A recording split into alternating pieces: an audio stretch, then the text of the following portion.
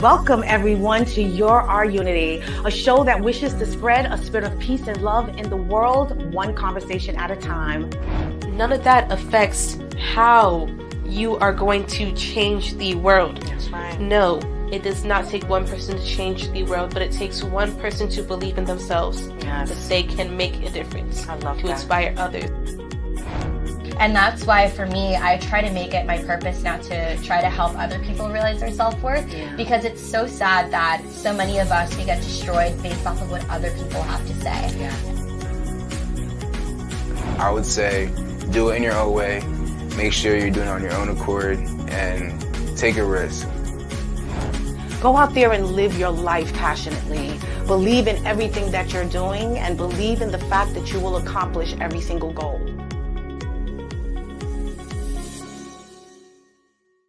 Welcome everyone to Your Unity, a show that wishes to spread a spirit of peace and love in the world, one conversation at a time. We want to encourage you to release so that you can receive. I want you to release all those things that are holding you back, that are keeping you stuck, that are not serving the person that you desire to be. Release those things so that you can receive the blessings of an abundant life, self-wellness and self-love, and more importantly, the blessings of God.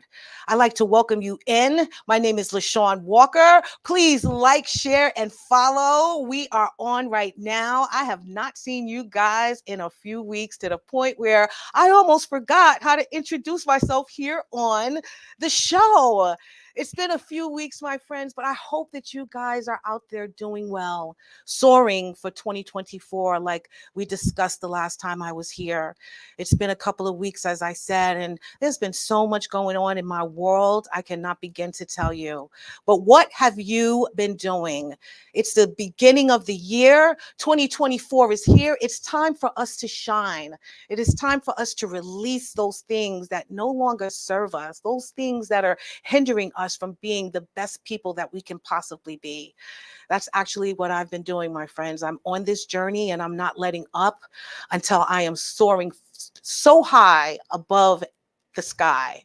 So again, tell me, what have you guys been doing the last couple of weeks? I'm going to share with you that I had a birthday celebration. Sean is getting older, my friends. It was definitely a blessing. I also was, able to celebrate the fact that a loved one in my life who prefers to remain anonymous was blessed with a kidney transplant from a live donor.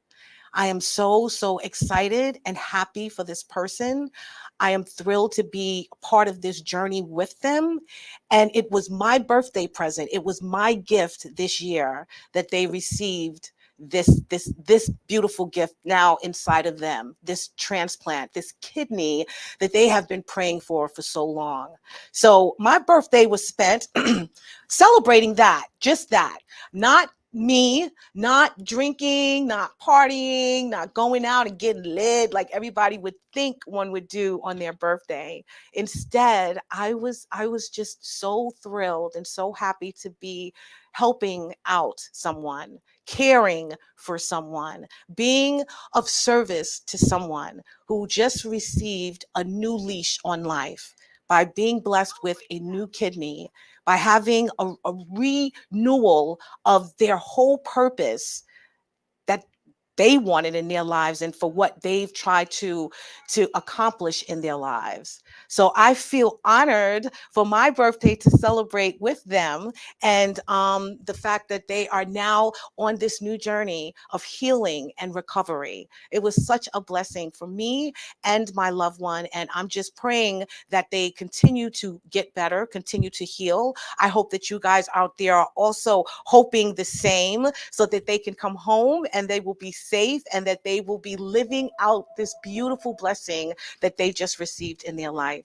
So that's what it was about. It was about me celebrating life at this time, because it's so important that we realize all of the beautiful things that we have going on, even in spite of the challenges that we may be going through. This person has been dealing, with having to be on dialysis for quite quite a few years now. And unfortunately, it tends to change you. It tends to change your outlook on your life and your perspective on things. It is fortunate that a live donor, someone with just the goodness in their heart to want to share their blessing with someone, a stranger, that this loved one of mine is able to just forge on and live a healthier and more fulfilled life. All of the pain that they've gone through and all of the sadness and all of the problems that they had to endure these last few years are now hopefully gone and abated, and now they are moving on into a fresh start. So that was my birthday. It was celebrating the life, the brand new life that my loved one has at this moment. So in releasing, because I was sharing with you guys, for 2024, how we need to soar and how we need to grow and how we need to work on ourselves so that we can be better and whole. And the way to do that is to really release some things in our life, to take a step backwards and figure out those things that have been holding us back from living our best selves. And that's what I've been doing. I'm going to be honest with you, even though I'm full of sunshine, I'm a kind person and I love everyone. The fact is that I still struggle with things. I was struggling with forgiveness, unforgiving for some people. And although it wasn't anything that was holding me back, I feel, from being my best self, what it was doing was holding me back from being my best to them. All I was doing was reminding myself of what they said and what they did and how they made me feel. And I realized that that wasn't conducive to a happy and healthy and well-rounded LaShawn, a person that is moving on this journey to defining the very best of myself, someone who wants inner peace. I have to figure out a way to let go and to move on. And not just to do it with a fake smile, but to do it genuinely and authentically. So that's what I've been working on, actually. When I say release to receive, it is to release those things that are not helpful to the person that you desire to be, to release those things that are weighing you down, hindering you from moving forward in all of the goodness and the greatness and the blessings that God has for you. So that's what I'm hoping that you guys are out there doing in your soar for 2024, because it is truly, truly important that we get rid of that weight. We cannot fly, we cannot excel, we cannot progress, we cannot soar unless we unload all of the things, all of those shackles, all of the things that are holding us back and holding us down. So I want to speak to that today. I want to speak about what it is to release to receive with this amazing woman who is doing that, just that. She is on this quest right now after going through so many different trials and tribulations herself to figure out a better way to love herself, to move forward, to release some things so that she can receive the blessings of an abundant life. So, in our first edition of Defining You, the title of the show is Release to Receive. And we'll be discussing that with my beautiful, beautiful guest, Denise Covarrubias from the vibrant state of Arizona, embarked on a remarkable journey filled with love, resilience, and unwavering faith.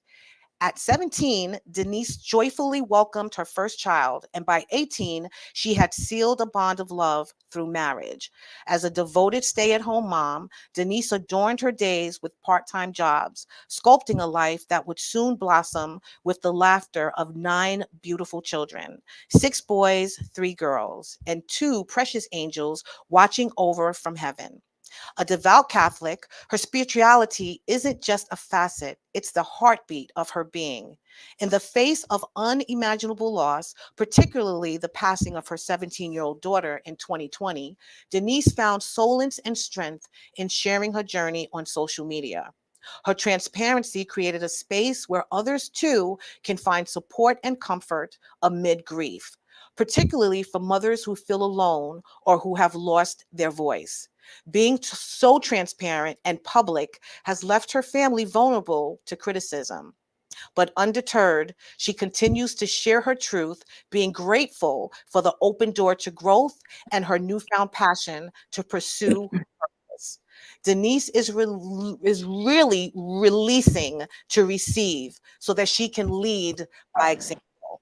Please help me welcome my beautiful guest, Denise. How are you? Hi there. Thank you so much for having me. No problem, beautiful. I am so sorry I butchered your name, your last name. Please forgive me. Everybody does. It's okay. It's okay. I always do that. You have no idea. They give me the last name literally right before, and then I somehow just it one ear out the other. How It, have you been?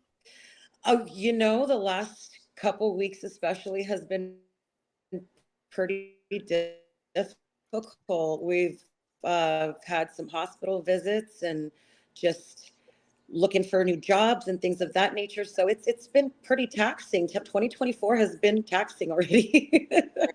I know for a lot of people, I know it really has, but I know that you're very faithful young lady. You're a devout Christian, Catholic. So I know that you're staying prayed up even in the midst of all of this that's going on in your world. But I'm praying for you, my friend. I'm praying for you and your family and everything that you're enduring right now. So I do appreciate you being here because you, like we've been so busy the last couple of weeks helping and caring for others as well as yourself. So I want to thank you for the time that you took out to be with us today. Okay. Oh, I appreciate you having me. I've been so excited for the last couple of weeks. So it's a pleasure to be here with you, LaShawn.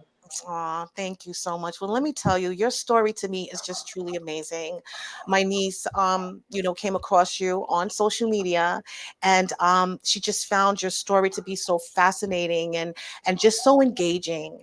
And she was sharing with me, quite a few, like posts that you made and conversations that you've had with your viewers. And I just felt that you would be the perfect fit for this show to share your journey and what you're going through. Your unity is all about everyone reawakening and redefining the love within themselves. And even though they go through some things and deal with a few challenges, they always see the blessing in those challenges. And I think that's where you're at right now. You're seeing the blessing in a lot of the challenges that you've endured. So let's speak about that real quick. I know that you are a young mom. You had your first child at 17 and you were married by 18. My friend, what was that like? I'd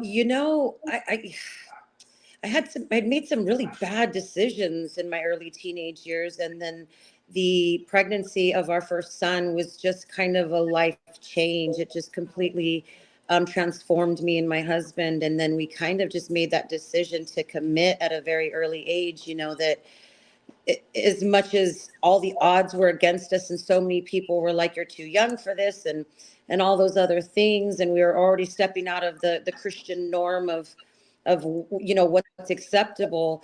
I think there was like a point to prove, but like this deep love within both of us for our child and for each other that just kind of grew over the years. I mean, we had our third child by the time I was 21, and so it was really kind of an interesting, learning curve in the very beginning.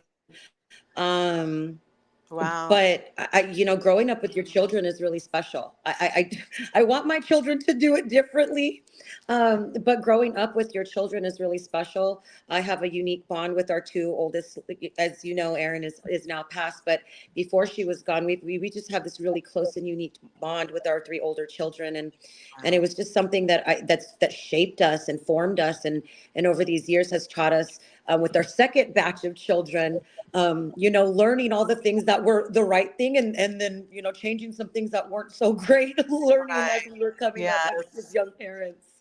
I totally get that. Well, let me ask you, I mean, growing up, I mean, did you come from a big family? Do you have a lot of siblings? I don't. It's just me and my brother. My mom Oh, has always been a single mom.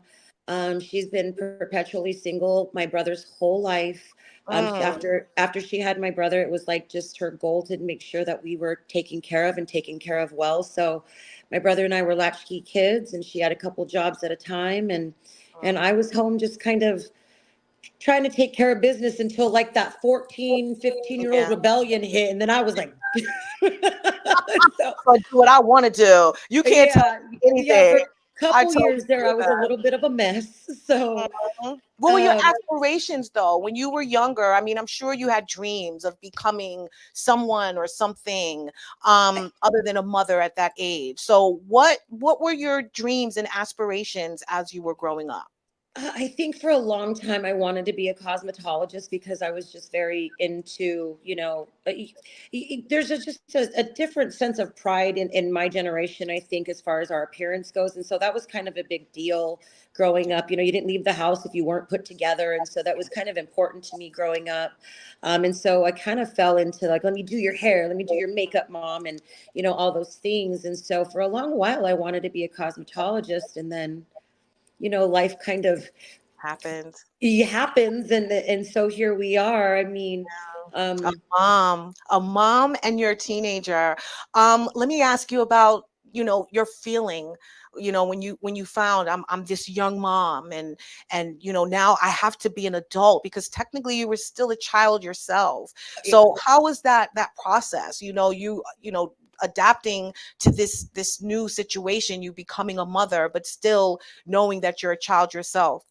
I think there was a big growing up already, a maturing that had happened rather quickly anyways, because I was kind of responsible for my brother for a long Mhm. time, just with my mom working. It was just me and him. Right. So that maturity kind of came really early. I had although I wouldn't change a thing in the world, I had no business doing anything that I was doing at 17. But getting pregnant with our oldest, it was one of those, it was almost an instant turnaround. I like, the first place I wanted to go was to church to talk to my pastor. I wanted to let my mom know. I wanted to I wanted to be the mom that my mom was to me. Right. I So love it, that. it, it was almost instantaneous. I've told my son several times that he saved my life. I was Wow. in a really bad way, and getting pregnant with him saved my life.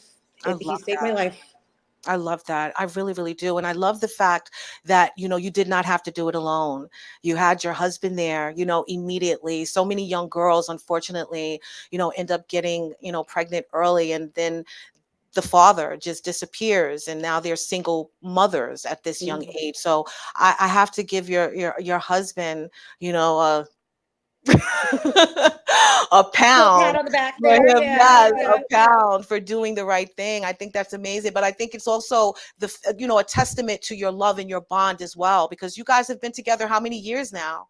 Oh, this year it'll be 23 years. I love that. I love that. That's Yeah, amazing. Well, God yeah. bless you. Now you're on this new journey, and I know you said that it was a challenge, and you're started learning how to like navigate this new terrain. Not only you growing into this woman, but you're bringing a young baby along with you. How was that for you? What were the challenges in trying to navigate this new path?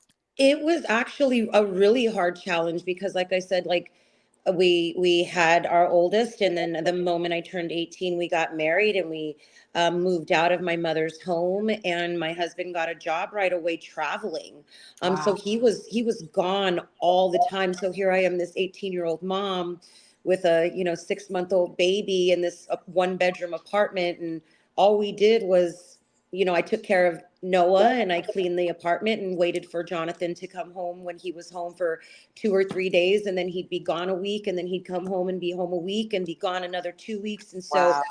and that was for the first 4 years that we were married. That was, so it was one of those situations where he'd come home. Noah was 9 months old when I got pregnant with my daughter Erin, and Mhm. she was 4 months old when I got pregnant with our third son David. So, Wow. but by the time I, in and out of town, Yes, and I was just about to say that. Oh my you're a God, he's young leaving, you're a leaving young you with a gift. couple. Yeah, so by that third pregnancy, I said, by the time this baby comes, you got to stay in town. I can't do this anymore. And that's when he found a job as an electrician, and he's been an electrician ever since. So, Wow. but that was actually really difficult because I spent a lot of time just being a mom to these babies, spending a lot of time with my mom. There was a few years stint where I stayed with my aunt and uncle, and my aunt and I were kind of pregnant at the same time with two of our children. Mhm. And so that was actually really challenging, not only for myself as a young mom, learning who I was as a person, as a woman, as a mother, as a wife, but then having my young husband traveling all over the United States and learning how to trust Yeah, men in general, and just a lot of hard times in the beginning, to be I quite could honest with imagine. you. They always say like that first 3, 5, 7 years is the hardest. That is the truth. That is the Yes, absolute truth. I believe it.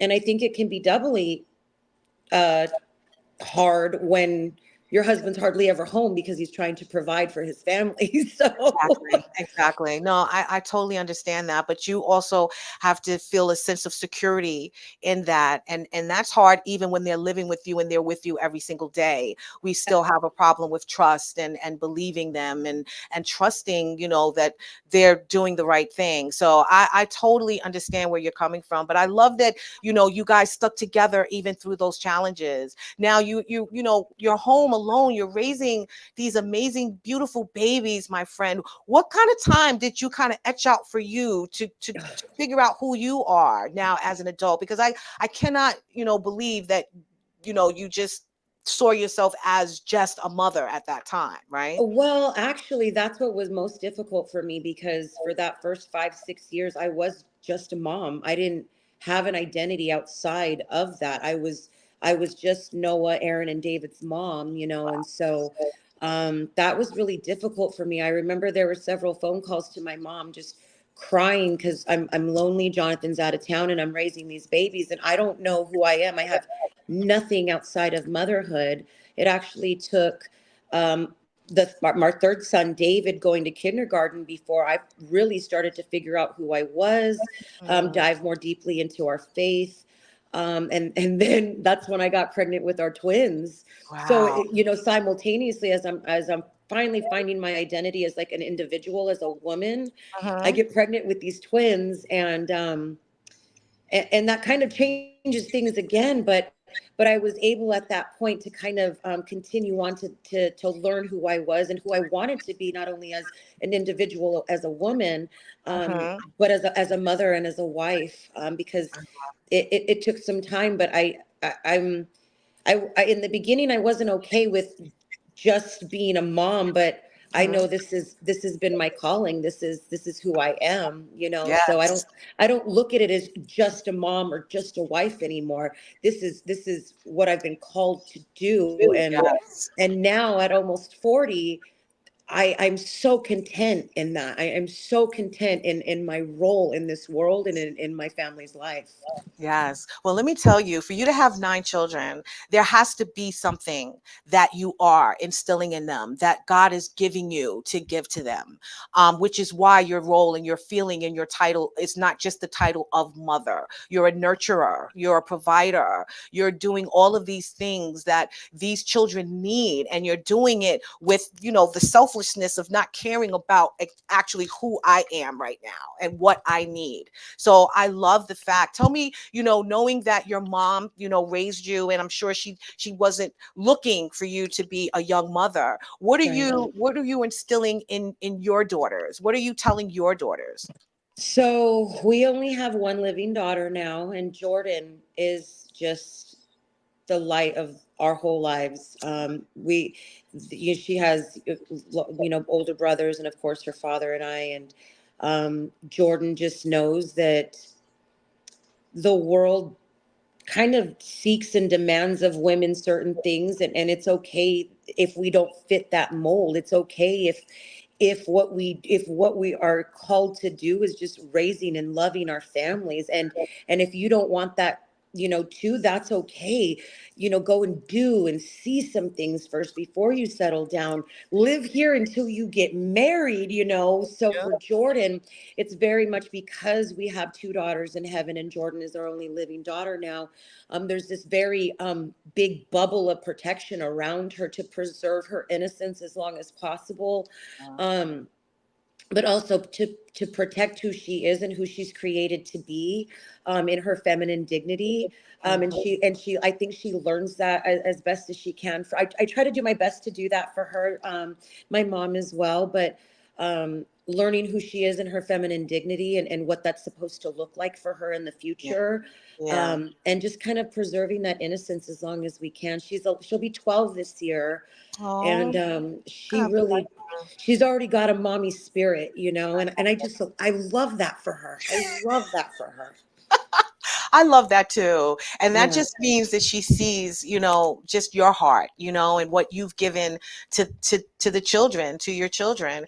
And she wants to emulate that. And I think that's amazing. I mean, I could have not imagine how hard it must have been, for you to raise your 3, 4 children literally by yourself while your husband is traveling, and you're trying to, instill in them those great qualities, and give them a foundation that will ensure that they're going to have a great adulthood, but clearly you're doing that, my friend. Now, in this world that we're living in right now, do you find it's going to be easier or harder for your daughter to sort of maintain this dignity, this female, queen that she is, this queendom that she You is? know, you know what I do? It's unfortunate because the beauty standards have just exponentially changed even from when I was her age, and then Mhm. like I said, the demands, you're not valued or worthy if you don't have a job and are a mother and this and that, and I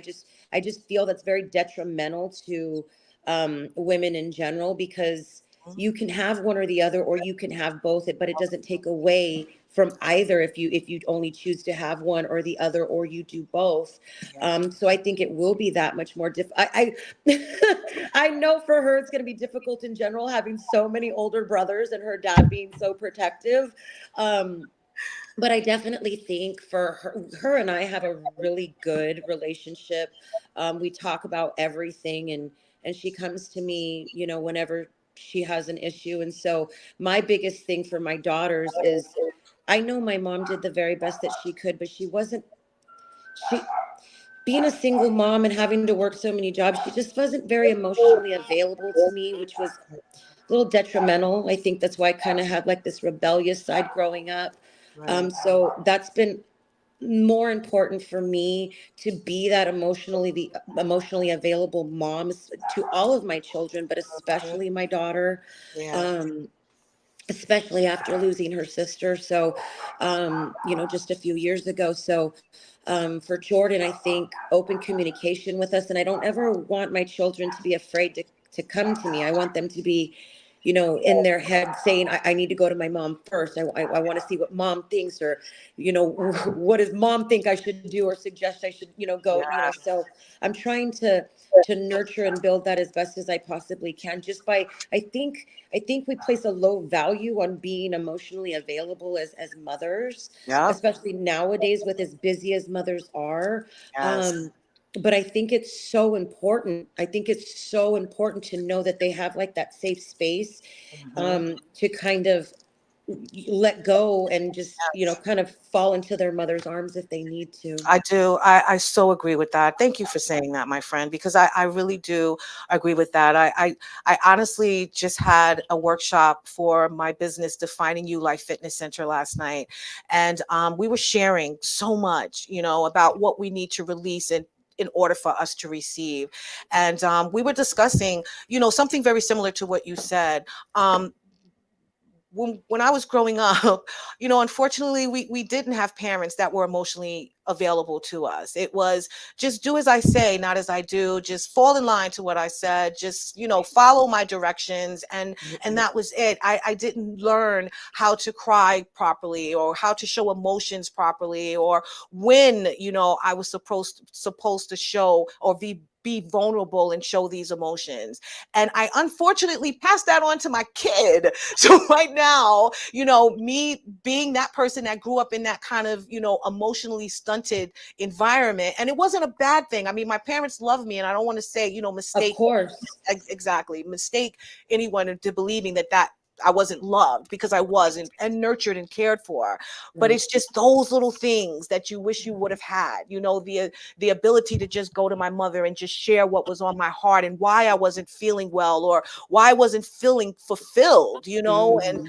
I unfortunately didn't do that for my daughter. And right now, at 27 years old, she's trying to figure out how to manage emotions. She's trying to figure out how to, determine what she's feeling and how she's supposed to feel about those very things. So I think it's so important that we be emotionally available for our children, show them how to respond to situations, and give them that nurturing and that care that they need in order to feel vulnerable enough and at ease enough to want to share those things with you, because Absolutely. that's also the disconnect sometimes as well. So that's beautiful. I know you love your children. I mean, all, the boys and the girls, and I know that you're so very proud of them. But I know also that in you raising them, the challenges of teaching them, right from wrong, and how to be upstanding citizens and things of that nature. How was that for the boys? Because I know for the girls it's a little easier. What was that for your young men in your life?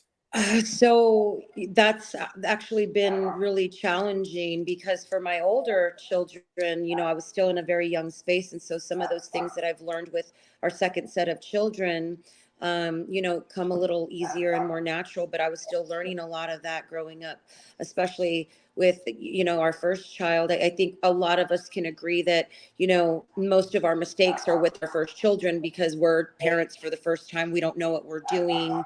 There's the cliche, there's no handbook to raising your children, and every child is different. And so unfortunately, I think a lot of those things you kind of just have to offer up and chalk up to you didn't really know any better. And so our two oldest boys, unfortunately, they live, well, fortunately and unfortunately, they live very different lives. Noah, our oldest, is incarcerated. He just couldn't find his way back after losing his sister. And that has been a pain for our whole family. He has deep regret and sorrow.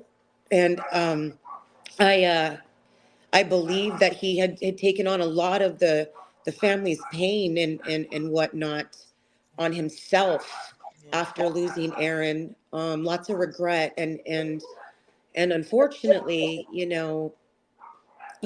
have different children and they have all these different mindsets. And so for Noah, where he's very much like me, not as strong-willed, in his younger age, and you're right from wrong, but you know you just kind of set yourself in a bad way, and then sometimes you find it where you just can't come out of it. So that's Yeah. going to be a long road, unfortunately, for him. But he's trying to make the best of that time and get further education while he's in, and just I tried to reiterate to our oldest, which is so different from our third child, David, who is a Marine. You are not the sum of your mistakes. Exactly. God is merciful, and you can come back from this.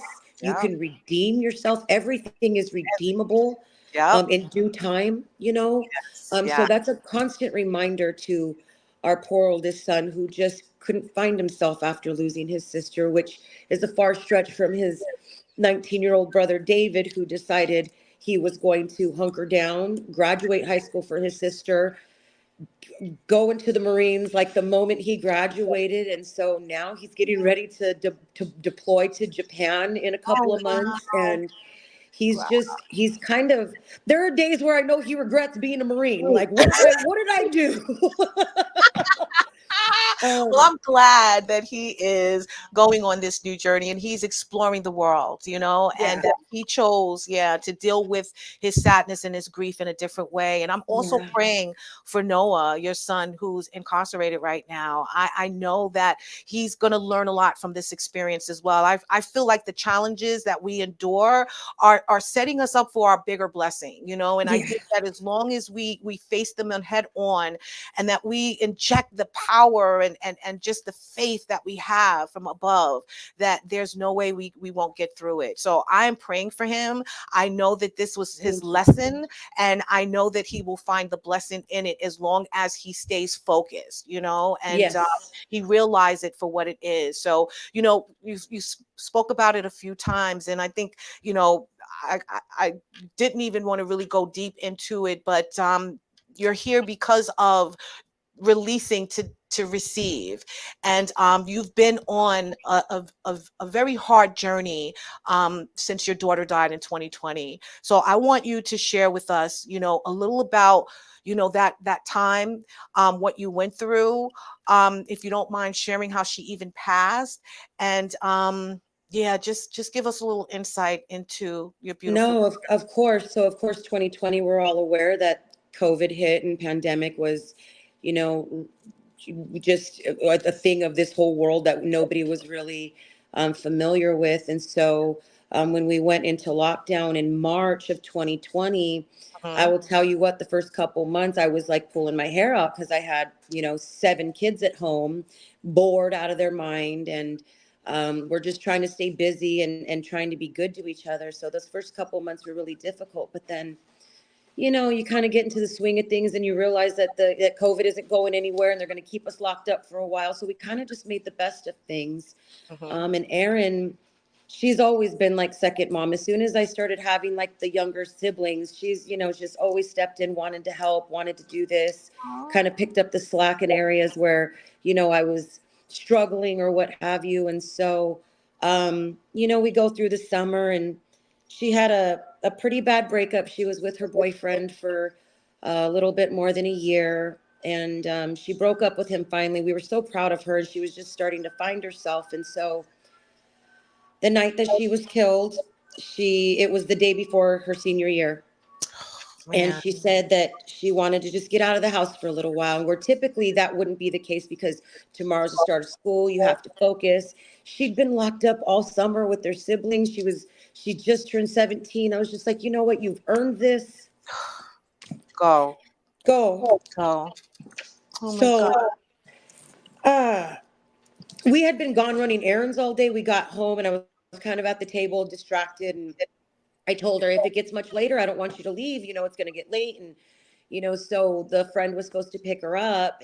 And so, several minutes later, she goes, okay, mom, I'm leaving. And it was kind of one of those situations where, yes, I let her go, but I was a little just irritated by the whole situation. And again, distracted by kids and Right. start of school and the whole nine. And so I just reminded her, I said, 1 hour, Erin. She says, okay, mommy, I'm leaving. I love you. And I said, 1 hour, Erin. And she walked out the door. Mm. She wasn't supposed to be walking, but she wanted to get a head start because she knew her friend was running late. Right. So she decided she's going to get a head start, walk out the door. And that was the last time we saw her. She was always on time. She was always good about communication. And Mm. so by 8:45, when I hadn't heard from her, I knew something was wrong. Mm. Mm. And I'm so sorry. she was walking down the side of the road, and a drunk driver hit her on the shoulder. She was killed instantly at the speed that the driver was going, and I'm grateful for that. That she didn't experience any pain and probably was taken well before she felt anything. Yeah. Um, but we didn't find her. The police didn't find her for a few hours. It was about 11:30 by the time we found her. Um, and it was actually such a gift because my husband right away by like 9:30, he's leaving to go just see him. Like, where are you gonna look? We don't even know where she went. We don't know who she was, like where they were going in the moment. Like she was a very trusted and well, like just she was a well-behaved girl, so Right. the kind of leniency that Aaron had was different. And so he's like, I don't know, I'm just going to look. And so he goes driving down the road that she's hit, and by the grace of God, he shielded Jonathan's eyes because she was there. Oh my There was goodness. there was no reason why he shouldn't have seen her, Right. but he was shielded from seeing her. I think that if he would have found her, it would have broken him completely. Yeah. So we're so grateful that it wasn't Jonathan that had found her. It was the police that had then come and taken her location, finally found her Right. in the road, Mm, or mm, off the side of the road, of the shoulder. Um, and we were told that a few hours later that, yeah, that she had been killed by the speed that the driver was going. oh my God.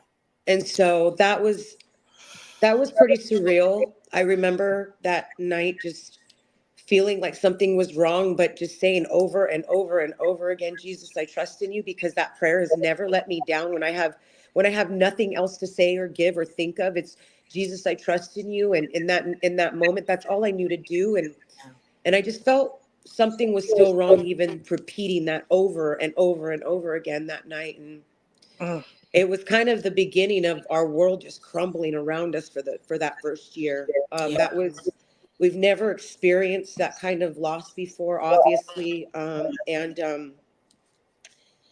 it Mm, kind of set the ball in motion for what our life looks like today, and how we've proceeded, and even some of the mistakes that our family has made yeah. as a result of, child loss changes you It does.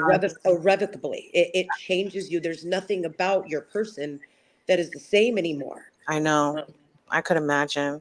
Let me and ask you, the first year I know you said was really the most difficult that you've had to endure.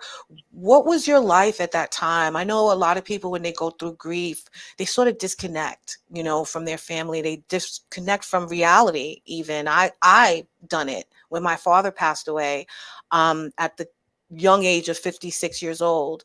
Um I disconnected from everyone. What was that year like for you? What did you experience and go through? so the one of the biggest things that was evident right away is God's blessings were still abundant, even in our brokenness and heartache. Mhm. He provided so much in those first few months. We didn't have to worry about dinner for like 3 straight months. Yeah. There was a food train that had come around us from, our church community, from our family community. And so that was one of the biggest things that I tried to keep in mind. And you see so many times where mothers lose children. Even in my own family, my grandmother lost my uncle, and she completely disconnected from the rest of her children. And that stayed in the forefront of my brain, that as much as I love Erin, my other children need to know that I didn't love her more than I love them. Yes. And so it was important for us to be present, if only for our children.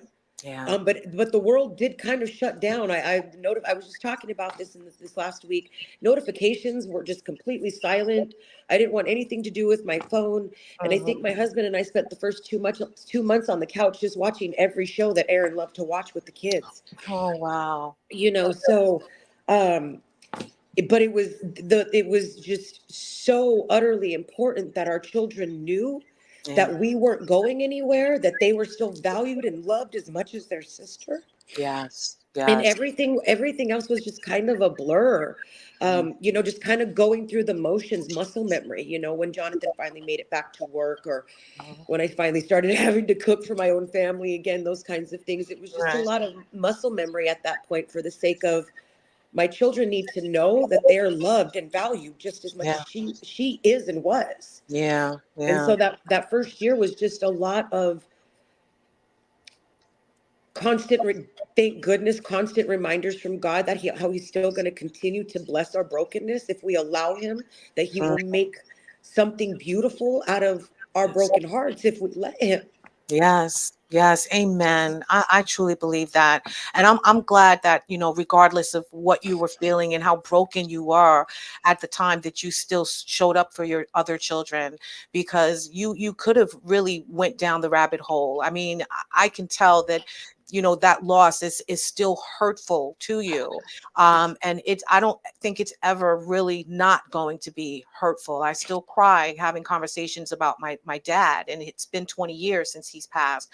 So the hurt never goes away. It's just like you said, just keeping moving forward, still handling your business and completing the tasks before you. You just do it because you know that you have to. What Yeah. was the most challenging for you in the midst of you trying to grieve and still trying to be that wife and be that supportive mom? What was the most challenging for you? And were you able, do you feel, grieve the way that you wanted to? Um, I think probably more than anybody in my household, I was able to grieve the way I needed to and wanted to because I've always just been a very emotional person. So I didn't know how to, I didn't know how not to. I think the hardest thing in that first year, and even still, a couple years later, is going through. But especially that first year was like, somebody's daughter's graduating high school, or having a birthday, or experiencing this, that, and the other. That was probably the hardest thing for me as a mom, is like having all my children's birthdays, and this other child is not here able to celebrate hers. Yeah. Um, Oh, wow. and now, as a few years have passed, it's now friends of hers that I still keep in contact with. They're like Mhm. starting their own lives and having babies, and so it's a beautiful thing because I've loved them so much, and they love Aaron and love our family, but that's a little bittersweet for me, I could as the imagine. years go on, to see her friends, start their lives where my daughter would have been at this point.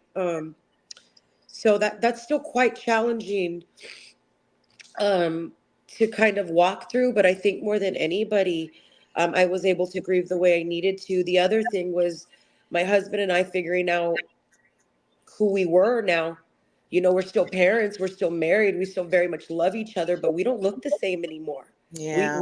we are no longer who we knew and grew to love. We are no longer these people who are parents to, we're still parents to Erin, but she's Right. no longer here, Right. and so that was probably equally as difficult, is navigating male grief because it's so different than female Yes. grief, Yes. but also, um, trying to not only keep what we could from our old selves of who we were as husband and wife, Huh? but growing into this new kind of area that none of us have ever really, Exactly. like, This new relationship is what it is. right. Yeah. This Yeah. new form of Yeah. your relationship. Let me ask you, I mean, knowing that you guys you stuck through it and you stuck together even when it was at its hardest and you were at your lowest. I realized that after a point you were able to share and you were ready to share it with the world.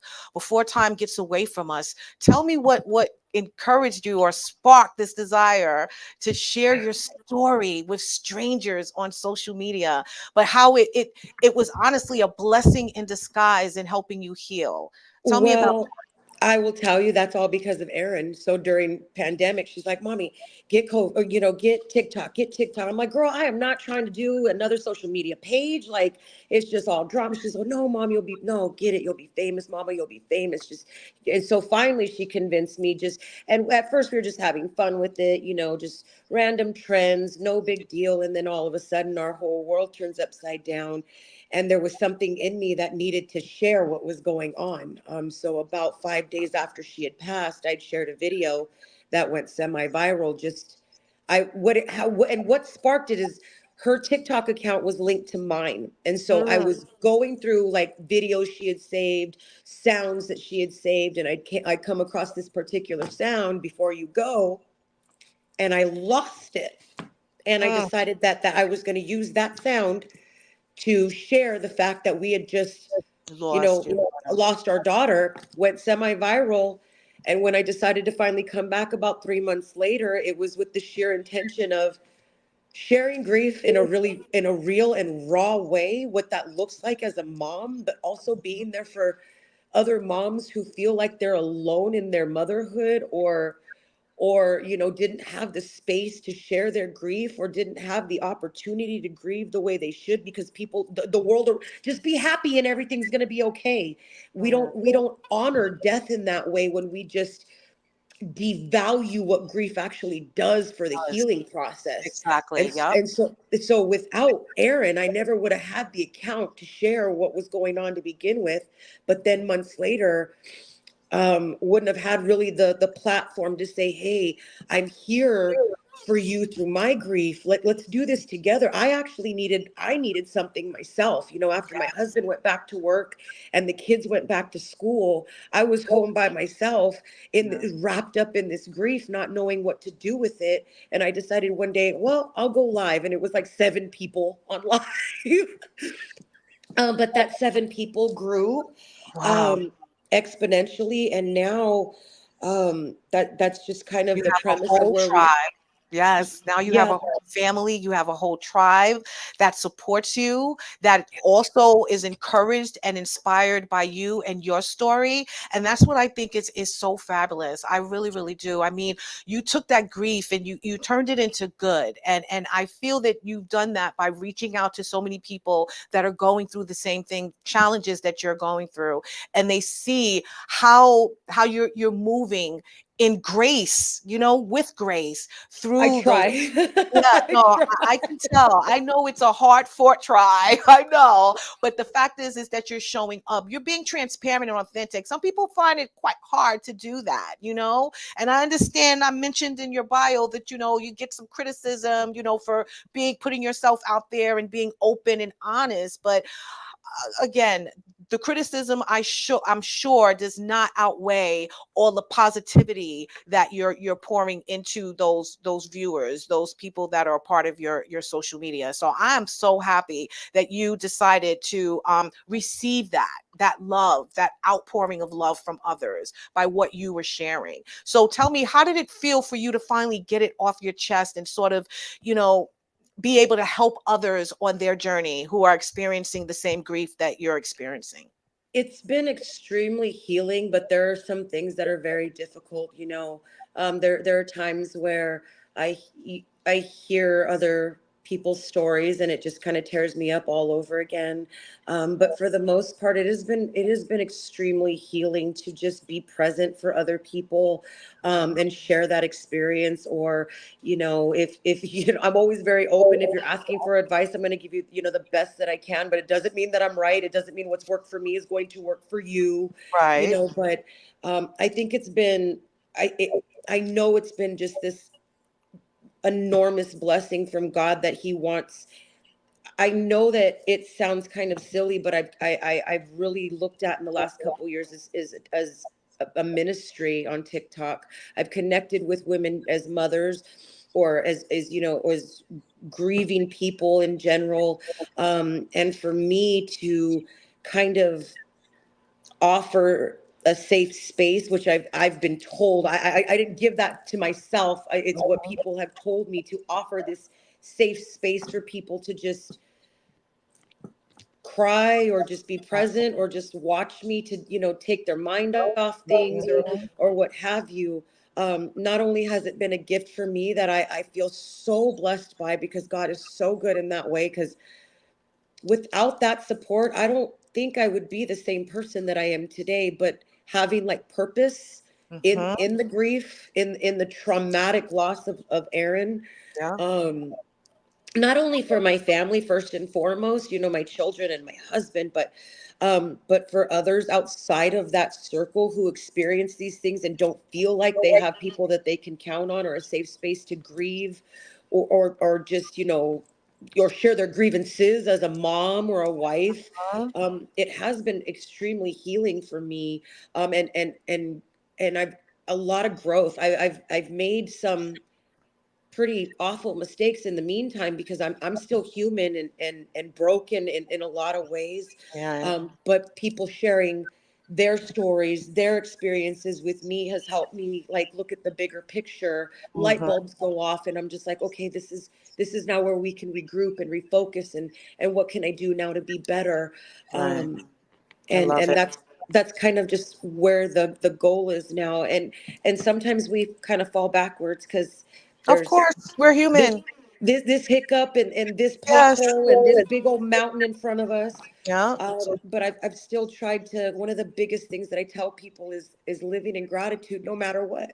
That's That right. can be really hard in the midst of loss and Yes. brokenness. But Yes. living in gratitude is so important. It It really is is. so important. It does. So It is. It makes you realize what you actually still have left.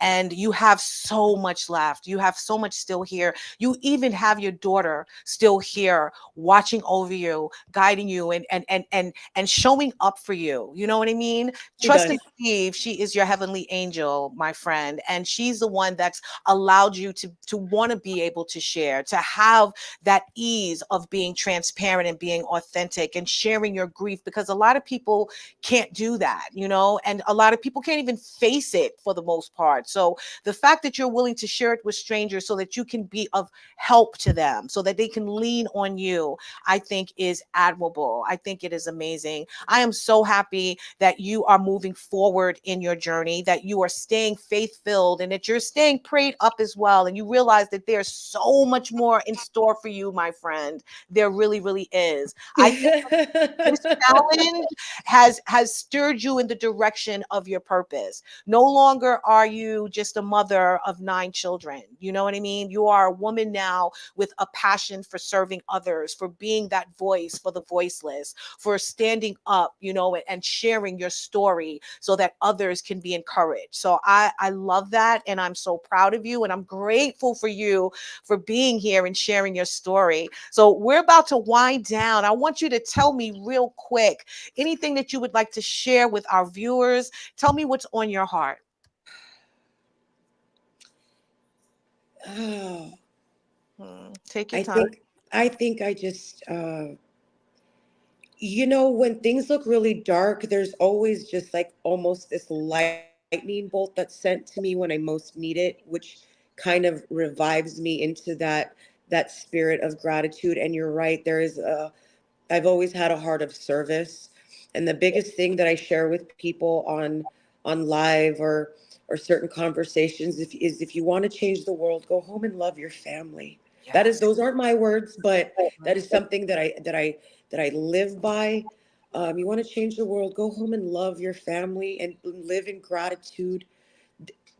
We can always there's always a situation that will be worse than ours, but don't let it that doesn't take away from the pain or the suffering that we are feeling in this time. Mhm. And I know that suffering has purpose, and that's what I try to tell people, because there's a lot of those questions: is why does this happen?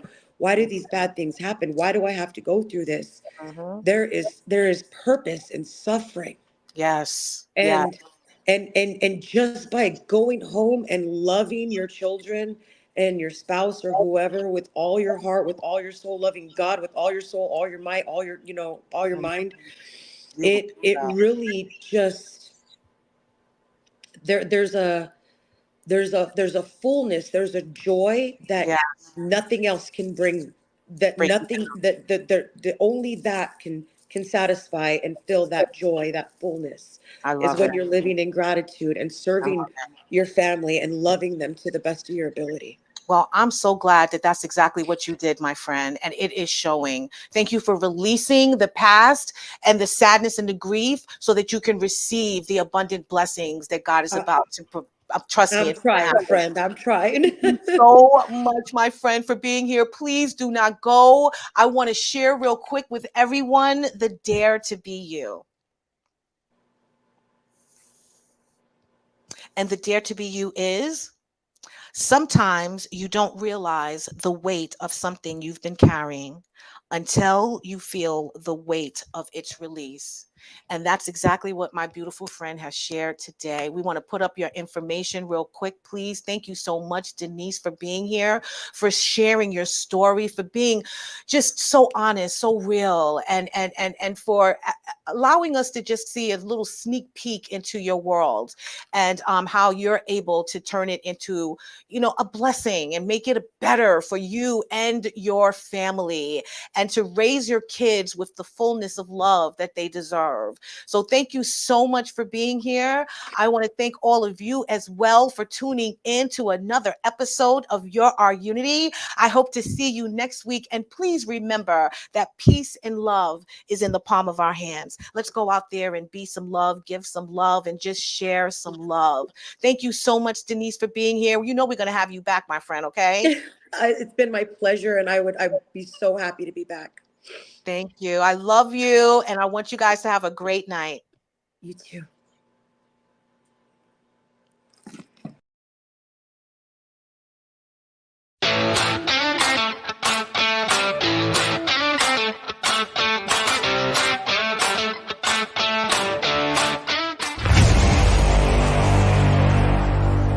Strong Island Entertainment.